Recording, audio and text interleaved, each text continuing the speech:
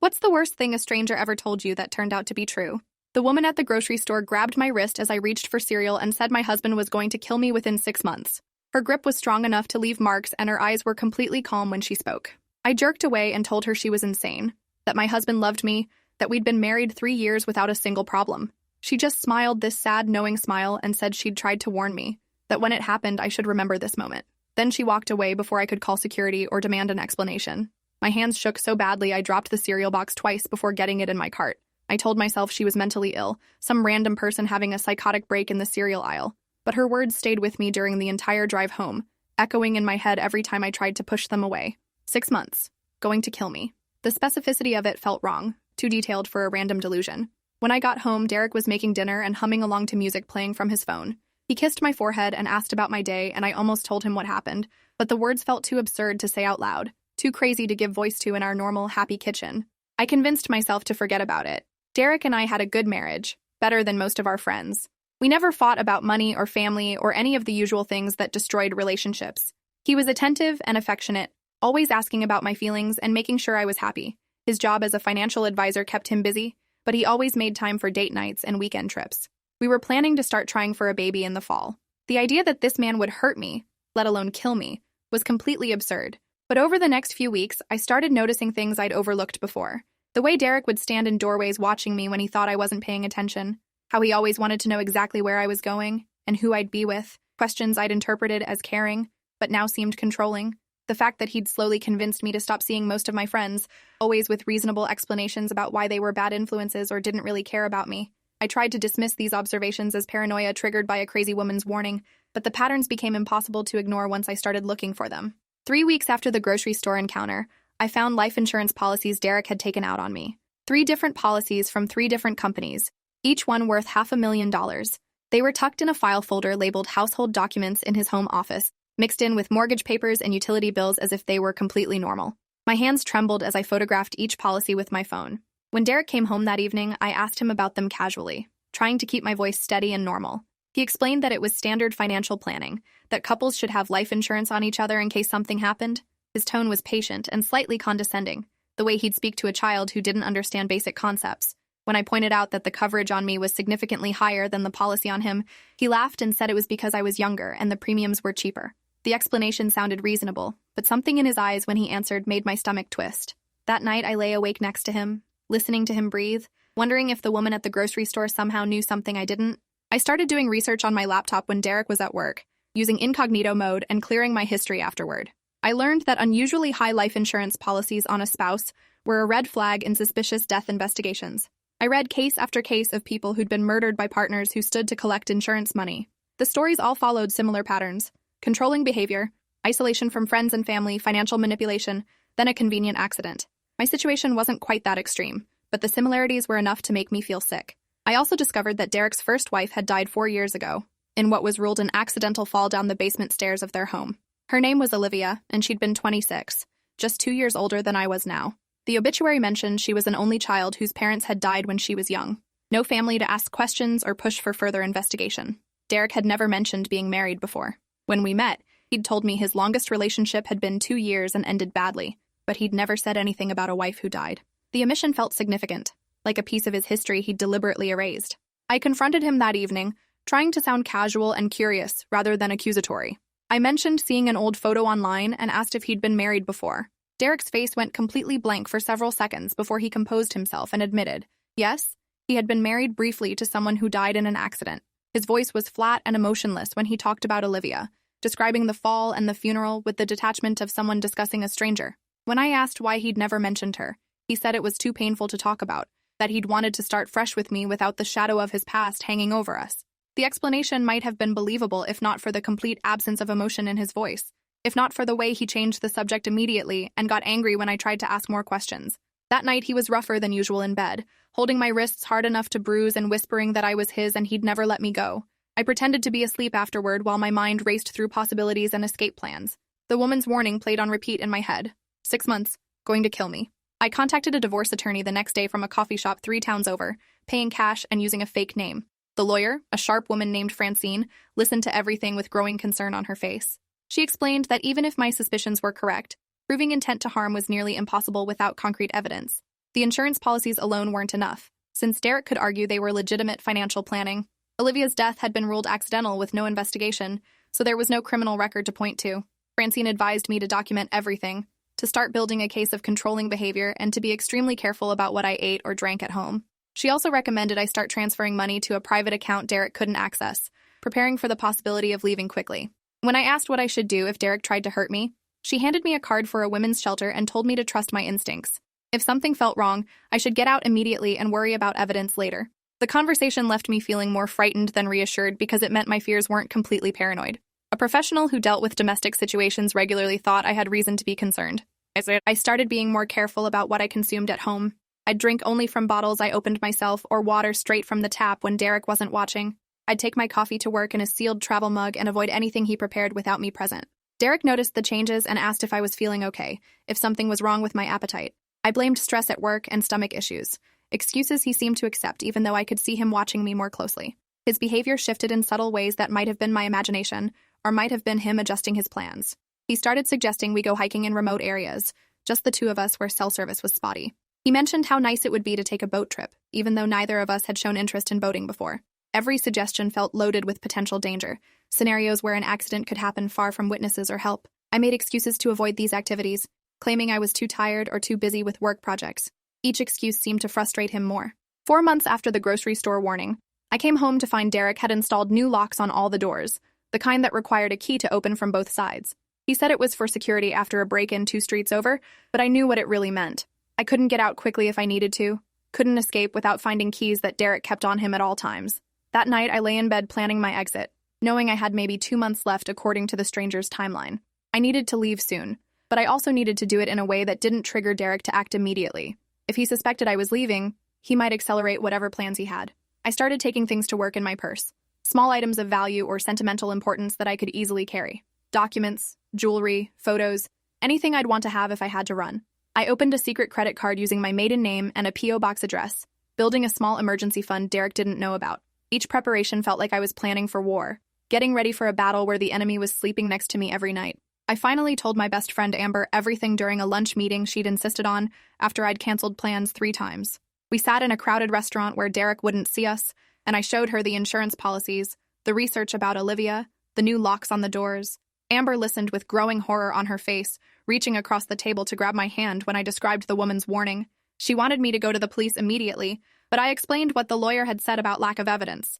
Instead, Amber insisted I come stay with her that night, that we'd figure out a plan to get me somewhere safe. I wanted to agree, wanted to pack a bag and leave right then, but I knew Derek would notice immediately, and that running without preparation might trigger exactly what I was trying to avoid.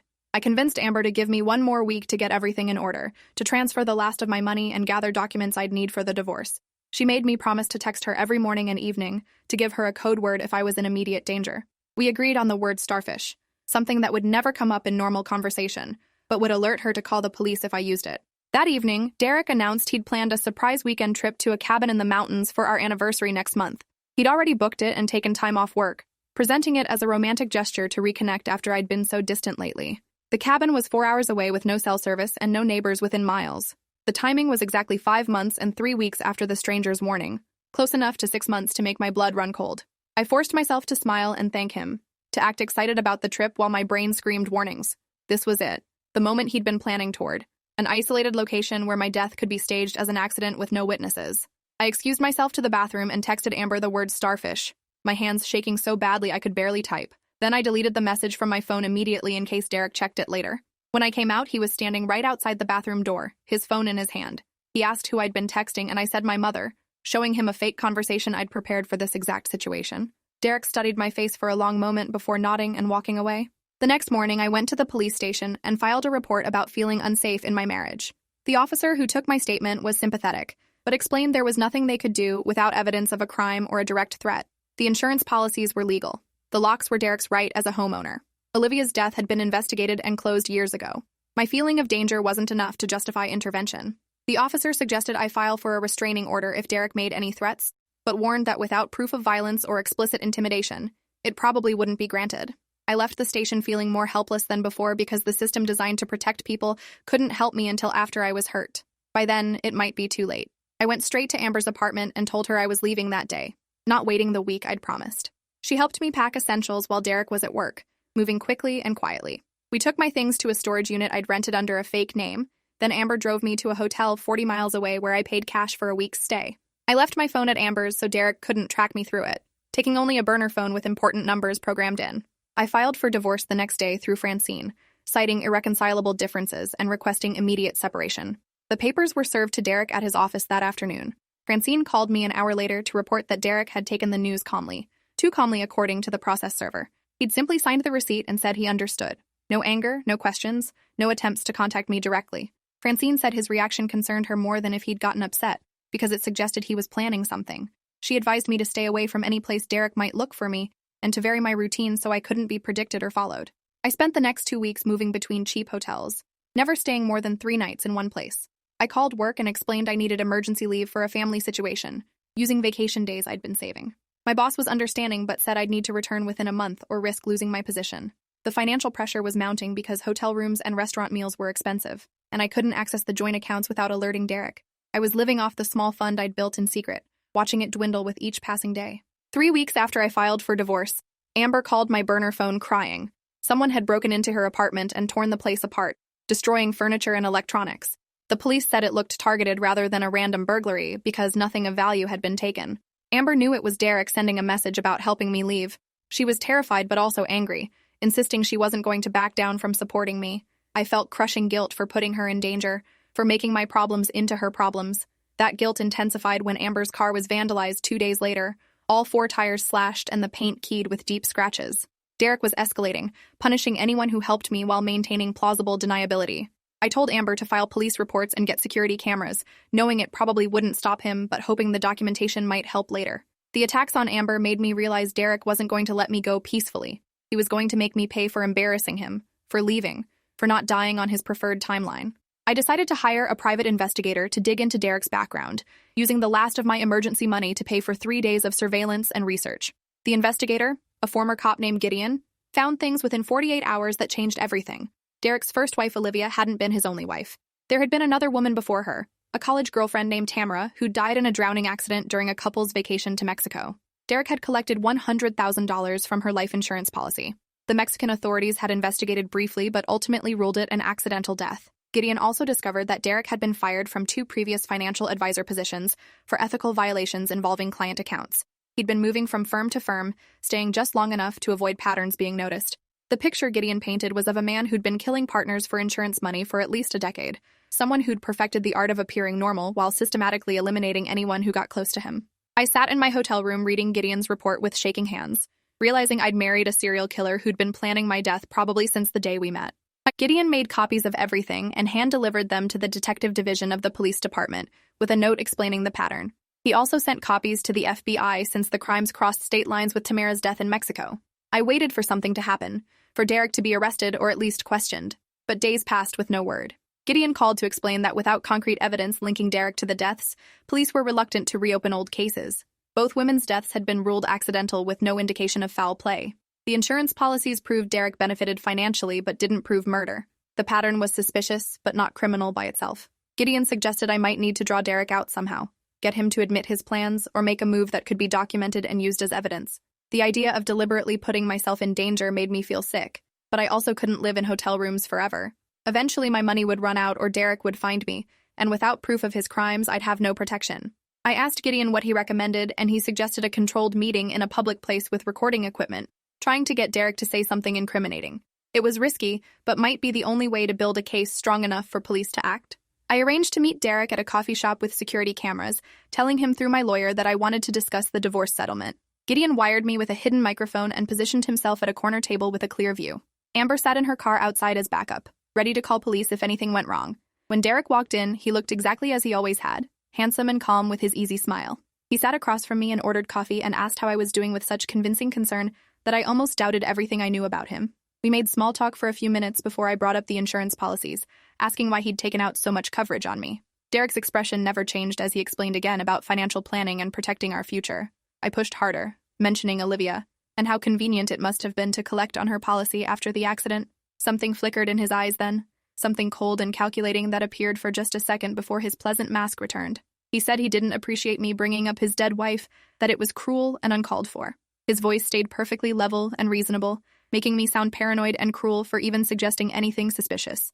I changed tactics, telling Derek I knew about Tamara and the drowning in Mexico, about the pattern of dead partners and insurance payouts. I watched his face carefully as I spoke, looking for any reaction that would confirm what I suspected. For a long moment, Derek was completely silent, just staring at me with those cold eyes. Then he smiled, and it was the most terrifying thing I'd ever seen because there was nothing human in it. He leaned forward and spoke quietly so the other customers wouldn't hear, but the microphone picked up every word. He told me I was smarter than Olivia, but not smart enough, that he'd been patient with me, had tried to do things cleanly, but I was making everything complicated. He described exactly how he'd planned to kill me at the cabin, the drug he would have used to make me compliant, the way he'd have staged it to look like I'd fallen and hit my head. He talked about it calmly, almost clinically, as if discussing a work project rather than premeditated murder. He admitted that Olivia and Tamara had been similar, easy to manipulate into isolated situations where accidents could happen. Then he told me that running had only delayed the inevitable, that he'd find me eventually, and when he did, it wouldn't be quick or clean anymore. The threat was explicit and detailed and recorded on the device hidden under my shirt. Derek stood up to leave, and I felt a moment of panic that he'd get away before police arrived. But Gideon was already moving, standing up from his corner table with his phone out showing video he'd been recording. Derek saw him, and his face went from smug to furious in an instant. He lunged toward me across the table, but Gideon tackled him before he could reach me, both men crashing into chairs. Other customers were screaming and backing away while I fumbled for my phone to call 911. Derek was stronger than Gideon and managed to throw him off, making it to the door before two off-duty officers who'd been having coffee rushed over to restrain him. They got Derek on the ground with handcuffs on while he screamed that I was insane, that he'd never threatened anyone, that this was all a misunderstanding. But the recording told a different story, and Gideon had backup video from multiple angles. Police arrived within minutes and arrested Derek for making terroristic threats. As they put him in the patrol car, Derek stared at me through the window with such pure hatred that I felt it physically. He mouthed the words, "You're dead," before they drove away. The confession Derek gave at the coffee shop combined with Gideon's investigation was enough to reopen the cases of Olivia and Tamara. Police in 3 jurisdictions coordinated to build murder cases, reviewing old evidence with new suspicion. They exhumed Olivia's body and found traces of sedatives in her bone marrow, drugs Derek had access to through a friend at a pharmaceutical company. The medical examiner ruled her death a homicide based on injury patterns inconsistent with a simple fall. Mexican authorities reopened Tamara's case and found witnesses who'd seen Derek and Tamara arguing hours before her drowning, testimony that hadn't been considered significant at the time. Financial records showed Derek had been in debt when each woman died and flush with cash shortly after, the insurance money tiding him over until the next victim. The evidence mounted into an overwhelming case of serial murder for financial gain spanning over a decade.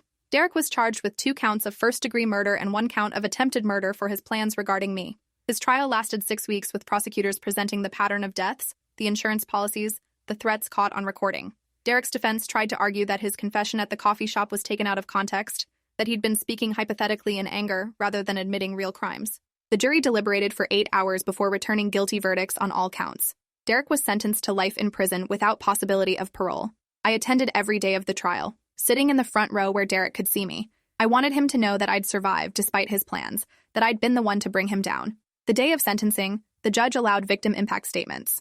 Tamara's mother spoke about losing her only child and living with unanswered questions for 12 years. Olivia's childhood friend described how the bright, funny woman she knew had become quiet and withdrawn in the months before her death, signs of abuse everyone had missed. When it was my turn, I stood and faced Derek directly. I told him about the woman in the grocery store, the stranger whose warning had saved my life. I thanked her wherever she was for having the courage to speak up even knowing I wouldn't believe her. I described the 4 months of fear and investigation, the terror of sleeping next to someone planning my murder. Then I looked Derek in the eyes and told him he'd failed, that I was alive and free while he'd spend the rest of his life in a cage. His face twisted with rage, but the guards on either side kept him from lunging at me. As they led him away, he was still screaming that I'd ruined everything, that I was supposed to die. After the trial, I tried to find the woman from the grocery store to thank her properly and understand how she'd known. I checked security footage from that day, but the store had already recorded over it. I put up posts on social media describing the encounter and asking her to come forward. Nothing. I hired Gideon to try tracking her down, but he came up empty. The woman had appeared, delivered her warning, and vanished without leaving any trace. I never learned who she was or how she knew Derek was dangerous. Maybe she'd been a victim who escaped, or someone who recognized the signs of an abuser, or just someone with incredible intuition about people. Regardless of her identity or methods, she'd saved my life by taking the risk to warn a stranger who could have dismissed her as crazy. I thought about her often during the rebuilding process, during therapy sessions to process the trauma and legal proceedings to untangle my life from Derek's. I thought about her when I finally felt safe enough to sleep without nightmares, when I could enter a relationship again without fearing the person next to me. 5 years later, I was shopping for cereal in a different store in a different city when I saw a young woman reaching for a box. Without thinking, I grabbed her wrist and spoke the words before I could stop myself. I told her she needed to leave her boyfriend immediately, that he was going to hurt her badly if she stayed. The woman stared at me with fear and confusion, jerking her arm away. I let her go and walked away quickly, understanding now how the stranger must have felt that day.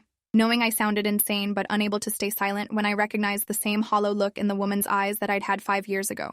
Unable to walk away when I might be her only warning. If you enjoyed this, you'll definitely want to see the next ones too. So subscribe now and let me know your take in the comments.